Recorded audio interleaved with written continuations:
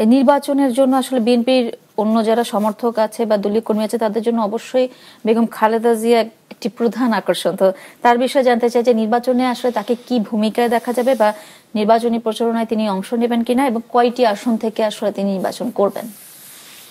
তার নির্বাচনে অংশগ্রহণ পুরোপুরি তার স্বাস্থ্যের উপরে নির্ভর করে। তিনি যদি শারীরিকভাবে সুস্থ হন তাহলে নির্বাচনে প্রার্থী হবেন। আর আগে যেরকম তিনি সারা বাংলাদেশ ব্যাপী ক্যাম্পেইন করে বেড়াতেন সেটা এখন আর সম্ভব হবে না। তিনি নির্বাচনে অংশগ্রহণ করতে পারলেই তো আমরা খুবই সন্তুষ্ট হব এবং আশা করব তার বাংলাদেশের সবচেয়ে জনপ্রিয় রাজনৈতিক নেত্রী, তার যে ইমেজ আছে তার ধারে কাছে কেউ নেই বাংলাদেশে। সুতরাং আমরা চাইবো যে তিনি নির্বাচনে অন্তত অংশগ্রহণ করুন। এই নির্বাচনে যদি বিএনপি জেতে তাহলে সরকার গঠন করলে প্রধানমন্ত্রী আসলে হিসেবে কাকে দেখা যাবে? যেহেতু বেগম খালেদা জিয়া পুরোপুরি সুস্থ নন, আমার ধারণা যে তাহলে তারেক রহমানই হবেন ভবিষ্যৎ প্রধানমন্ত্রী, যদি জনগণ বিএনপিকে সংখ্যাগরিষ্ঠতা দেয়।